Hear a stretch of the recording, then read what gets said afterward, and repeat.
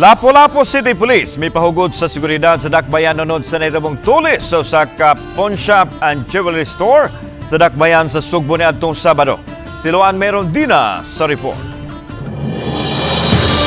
Sukad sa nahitabong tulis sa usa ka pawn shop and jewelry store sa Dakbayan sa Sugbo niadtong Sabado, sub-sub ang mga checkpoints nga gipahigayon sa Lapu-Lapu City Police sa nagkadiyang dapit sa Dakbayan. Gani-ganihang buntag na sinati ang paghuot sa dagan sa trapiko sa First Mactan-Mandawi Bridge nunot sa gipahigayong checkpoint. Matod ni Police Lieutenant Colonel Christian Torres, spokesperson sa Lapu-Lapu City Police Office, nga mas gipahugtan pa nila karon ang seguridad sa Dakbayan. Nunot sa nagsingabot nga kapaskuhan, diin posibleng musiaw na usab ang mga pagpanulis. Aside from prevention, ato man ang ikuan ng deterrent, possible og nay mahitabo nga kuan immediately natay senaryo nga andamon o simbakog nay mahitabo nga tulis sa ka diri within sa tong area unsaan to paglock sa Lapu-Lapu nga possible ang mga suspect dili na makagawas.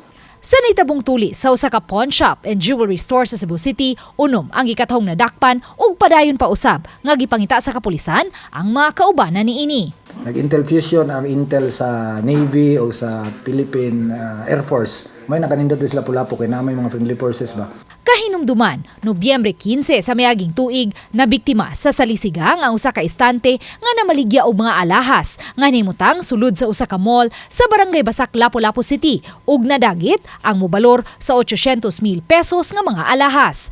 Hangtod karon, wa pa madakpi ang mga responsable sa hitabo. Apan gitataw sa Lapu-Lapu City Police nga dili konektado ang grupo sa mga mituli sa usa ka pawn shop and jewelry store sa Cebu City. Murag dili to kay katong gibuhat sa Cebu City mga high power naman to. Kadto ilang gibuhat diri sa Grand Mall is lipat-lipat raman sa lisi raman. Naglipat ang tindira kay kung mga hardcore gito sila dito to guba. Wa man to lipat-lipat raman nila ang tindira diri. Uban ni Marlon Melgazo, Luan Merondina, Balitang Bisdak.